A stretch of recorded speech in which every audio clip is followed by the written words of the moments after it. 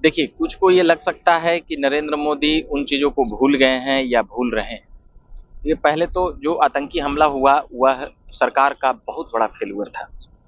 सरकार की नाकामी थी, निकम्मेपन थी कि इस प्रकार का घटना इतनी आसानी से हो जाता है और हमारी सरकार को पता भी नहीं चलता है।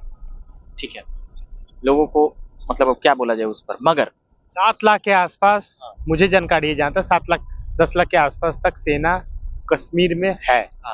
वही उसके बाद भी इस तरह की घटना हो जा रही है तो सवाल तो उठते हैं बहुत ज्यादा। बिल्कुल गवर्नर से लेकर गृह मंत्री से लेकर प्रशासनिक तंत्र तक, प्रधानमंत्री तक ये सवाल उठेगा और ये इतिहास में यह सवाल छूटेगा नहीं कि किसी का धर्म पूछकर और धर्म चेक करके मारा गया। तो उसको छोड़ करके जातीय जनगणना क्यों कर रहे हैं यह जनाब, यह सवाल उठ रहा है।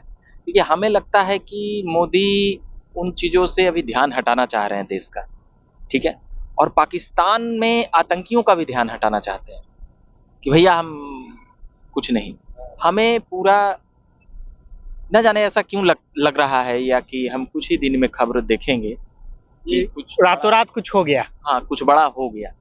जो दर्द भारतीय के मन में है, जो हर एक जनमानस में एक दर्द उठा है कि इस प्रकार से खुलेआम मारा जा रहा है और मारा गया है, इसको मतलब अभी हम बोलते हुए भी मतलब लग रहा है कि क्या मतलब ये आतंकी सबको पहले भूंज ही दिया जाए तब ये जातीय जनगणना कराए। तो उस पर नरेंद्र मोदी जिस विचारधारा और जिस मनोस्थिति के साथ वो तैयार हुए हैं और तो निश्चित तौर पर हमें लगता है कि वह देश को अभी इस पर माहौल तैयार कर रहे हैं कि तुम लोग जातीय जनगणना का ये खुशी ले लो मगर ध्यान हटा लो। मगर देश का ध्यान अभी भी नहीं हटा है और कई लोगों का यह भी सोचना है और कहना है कि भाई ये जब मोदी है वहाँ तो जरूर निर्णय पर पहुंचेगा। मगर अब ऐसा लगता है कि मोदी जी देर हो रही है। आप ठीक है, जातीय जनगणना का कोई विरोध नहीं करेगा, पटाखा फोड़ रहे हैं, सब कुछ कर रहे हैं, मगर आप आतंकी हमला को आप टालिए, मतलब देर मत करिए इन चीज़ों में। आप कोई इतनी बड़ी स्ट्रेटजी मत बनाइए कि आपका चेहरा अविश्वसनीय बन जाए। और कई विश्वस चेहरे आज भी खड़े हैं, कई चीज़ें आज भी पूरा दुनिया देख रहा है भारत की ओर कि अब भारत क्या करेगा। पूरी दुनिया की नज़र है भारत पर और भारत में इतना सकारात्मक माहौल बना है और प्रधानमंत्री का इतना डंका बजा है और इतने जगहों पर स्वागत हुआ है कि यह प्रधानमंत्री की इमेज के लिए यह ठीक नहीं है कि नरेंद्र मोदी को निर्णय लेने में देरी हो रहा है। देखिए, देरी हो रहा है कि बड़ा तैयारी की जा रही है। आप बड़ा तैयारी के लिए आप समय वेस्ट नहीं ना कर सकते हैं कोई ठोस तैयारी के लिए। अब कोई लगातार मीटिंग का दौर चल रहा है। ठीक है, तो मीटिंग तो उस पर उसी पर तो सवाल हो रहा है कि आप ठीक है, जातीय जनगणना का कोई ये नहीं है, मगर पहले जो निर्णय है वहां से निर्णय आना चाहिए। वह हमला केवल आतंकी हमला नहीं था, वह एक देश की अस्मिता पर हमला था। वह एक मतलब इसे हम धार्मिक हमला मानते हैं कि एक धर्म को टारगेट करके मारा गया है। एक सवाल और निकल कर आता है इस हमले से। कुछ दिन पहले तक वहाँ पे गवर्नर की शासन चला करती थी, राष्ट्रपति शासन के रूप में इसको देख सकते हैं। चुनाव होती है, वहाँ एक नए विपक्ष के चेहरे मुख्यमंत्री हो जाते हैं, उसके बाद इतनी बड़ी घटना हो जाती है। देखिए, ठीक है कि ये जो वर्तमान सरकार वहाँ चल रही है तो उस सवाल के घेरे में तो वो है। सवाल के घेरे में है। कई वीडियो और फुटेज जो आए हैं, अभी सरकार व्यग्र नहीं है लोगों को बताने के लिए कि हम कितना गुस्से में हैं। हम देखेंगे कि कुछ ऐसा बड़ा हुआ और नरेंद्र मोदी मंच पर आकर अपना वही स्वभाव दिखाएंगे कि हम चुप क्यों थे। और ये चीज़ें हम देखेंगे और कई लाइव टेलीकास्ट और चैनलों से भी आग्रह किया गया है कि भाई कई चीज़ें लाइव मत दिखाया करिए और कई चीज़ें नहीं दिखाने वाली चीज़ें भी नहीं दिखाइए।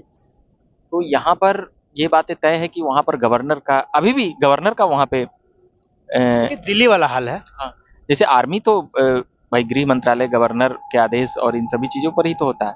तो यहाँ पर सेंट्रल सरकार को ज़्यादा दोष माना जाएगा। ठीक है, राज्य सरकार तो वहाँ बनी है, मगर वो किस मनोस्थिति और किन चीज़ों से चल रही है सबको पता है कि लाल चौक पर तिरंगा फहराने के पहले आतंकियों का धमकी आता था, जबकि इस विगत 10 वर्षों में ऐसा नहीं था वहाँ माहौल। मगर अब वहाँ की सरकार पर भी संदेह किया जा रहा है और किया जाना चाहिए संदेह। इसलिए उस संदेह से हम पीछे नहीं हट सकते। एक आखिरी सवाल पूछेंगे। बिहार पे विधानसभा चुनाव बिहार में होने वाले हैं।